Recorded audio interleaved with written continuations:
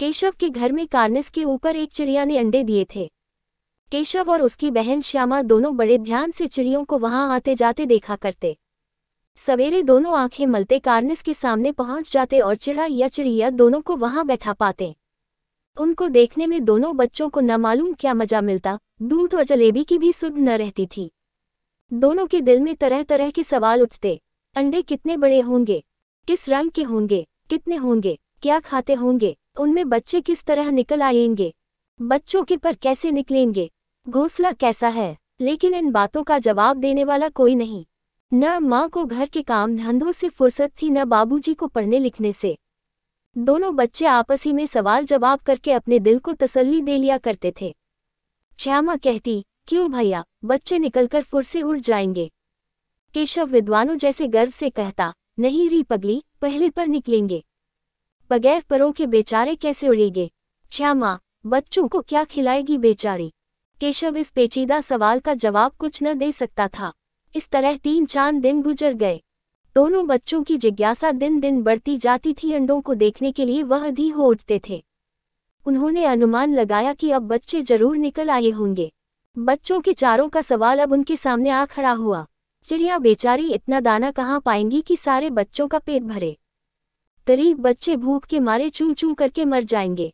इस मुसीबत का अंदाजा करके दोनों घबरा उठे। दोनों ने फैसला किया कि कार्निस पर थोड़ा सा दाना रख दिया जाए। श्यामा खुश होकर बोली, तब तो चिड़ियों को चारे के लिए कहीं उड़कर न जाना पड़ेगा ना। केशव, नहीं, तब क्यों जाएंगी। श्यामा, क्यों भैया, बच्चों को धूप न लगती होगी। केशव का ध्यान इस तकलीफ की तरफ न गया था। बोला, जरूर तकलीफ हो रही होगी, बेचारे प्यास के मारे तड़फ रहे होंगे। ऊपर छाया भी तो कोई नहीं। आखिर यही फैसला हुआ कि घोंसले के ऊपर कपड़े की छत बना देनी चाहिए। पानी की प्याली और थोड़े से चावल रख देने का प्रस्ताव भी स्वीकृत हो गया। दोनों बच्चे बड़े चाव से काम करने लगे। श्यामा माँ की आंख बचाकर मटके से चावल निकाल लाई। केशव ने पत्थर की प्याली का तेल चुपके से जमीन पर गिरा दिया और खूब साफ करके उसमें पानी भरा। अब चांदनी के लिए कपड़ा कहाँ से लाए। फिर ऊपर बगैर छड़ियों के कपड़ा ठहरेगा कैसे और छड़ियाँ खड़ी होंगी कैसे। केशव बड़ी देर तक इसी उधेड़ बुन में रहा। आखिरकार उसने यह मुश्किल भी हल कर दी। श्यामा से बोला, जाकर कूड़ा फेंकने वाली टोकरी उठा लाओ। अम्मांजी को मत दिखाना। श्यामा, वह तो बीच में फटी हुई है, उसमें से धूप न जाएगी। केशव ने झुंझलाकर कहा, तू टोकरी तो ला, मैं उसका सुराख बंद करने की कोई हिकमत निकालूंगा। श्यामा दौड़कर टोकरी उठा लाई। केशव ने उसके सुराख में थोड़ा सा कागज ठूंस दिया और तब टोकरी को एक टहनी से टिकाकर बोला, देख ऐसे ही घोंसले पर उसकी आड़ दूंगा, तब कैसे धूप जाएगी। श्यामा ने दिल में सोचा, भैया कितने चालाक हैं। तो गर्मी के दिन थे, बाबूजी दफ्तर गए हुए थे, अम्मा दोनों बच्चों को कमरे में सुलाकर खुद सो गई थी। लेकिन बच्चों की आंखों में आज नींद कहाँ। अम्मा जी को बहकाने के लिए दोनों दम रोके आंखें बंद किए मौके का इंतजार कर रहे थे। जो ही मालूम हुआ कि अम्मा जी अच्छी तरह सो गईं, दोनों चुपके से उठे और बहुत धीरे से दरवाजे की सिटकनी खोलकर बाहर निकल आए। अंडों की हिफाजत करने की तैयारियां होने लगी। केशव कमरे में से एक स्टूल उठा लाया, लेकिन जब उससे काम न चला तो नहाने की चौकी लाकर स्टूल के नीचे रखी और डरते डरते स्टूल पर चढ़ा। श्यामा दोनों हाथों से स्टूल पकड़े हुए थी। स्टूल को चारों टागे बराबर न होने के कारण जिस तरफ ज्यादा दबाव पाता था, जरा सा हिल जाता था। उस वक्त केशव को कितनी तकलीफ उठानी पड़ती थी, यह उसी का दिल जानता था। दोनों हाथों से कार्निस पकड़ लेता और श्यामा को दबी आवाज से डांटता, अच्छी तरह पकड़, वरना उतरकर बहुत मारूंगा। मगर बेचारी श्यामा का दिल तो ऊपर कार्निस पर था। बार बार उसका ध्यान उधर चला जाता और हाथ ढीले पड़ जाते। केशव ने जो ही कार्निस पर हाथ रखा, दोनों चिड़िया उड़ गई। केशव ने देखा, कार्निस पर थोड़े से तिनके बिछे हुए हैं और उस पर 3 अंडे पड़े हैं। जैसे घोंसले उसने पेड़ों पर देखे थे, वैसा कोई घोंसला नहीं है। श्यामा ने नीचे से पूछा, क्या बच्चे हैं भैया। केशव, 3 अंडे हैं, अभी बच्चे नहीं निकले। श्यामा, जरा हमें दिखा दो भैया, कितने बड़े हैं।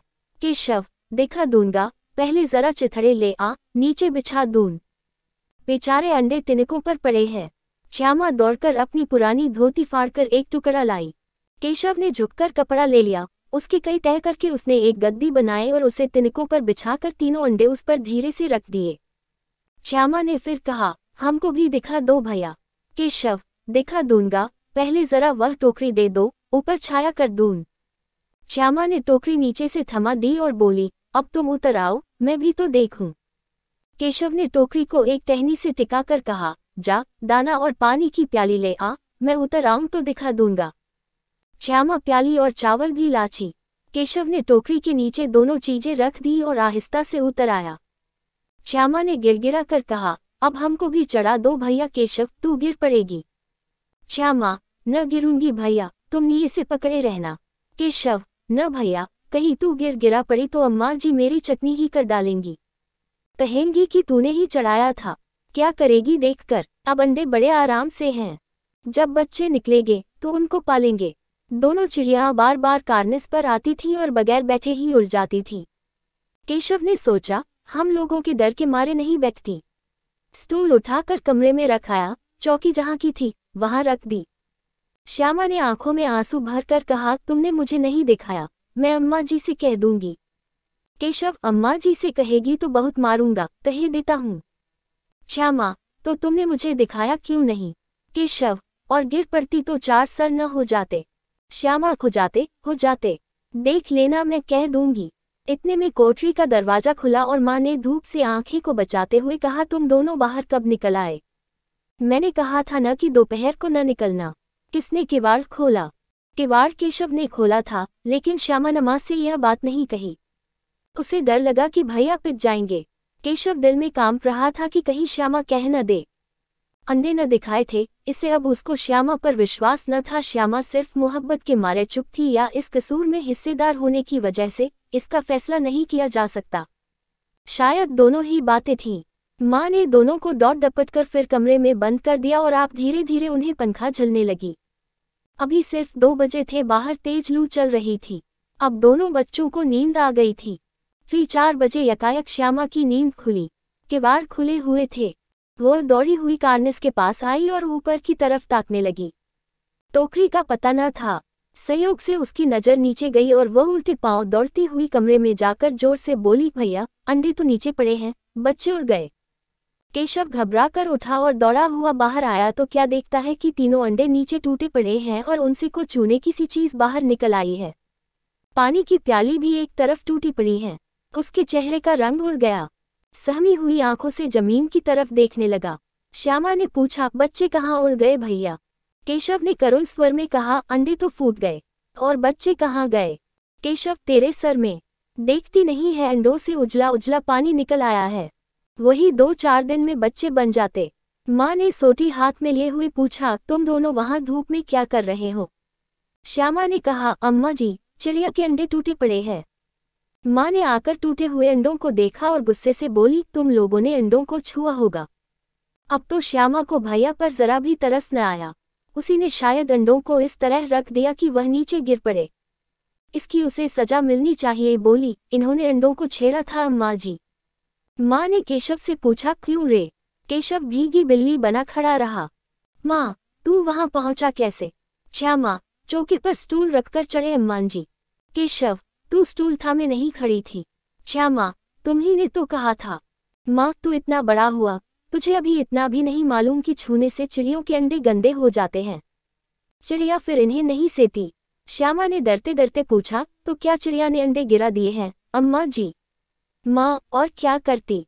केशव के सिर इसका पाप पड़ेगा। हाय हाय, जाने ले ली दुष्ट ने। केशव रोनी सूरत बनाकर बोला, मैंने तो सिर्फ अंडों को गद्दी पर रख दिया था अम्मा जी। माँ को हंसी आ गई, मगर केशव को कई दिनों तक अपनी गलती पर अफसोस होता रहा। अंडों की हिफाजत करने के जोश में उसने उनका सत्यानाश कर डाला। इसे याद करके वह कभी कभी रो पड़ता था। दोनों चिड़िया वहां फिर न दिखाई दी।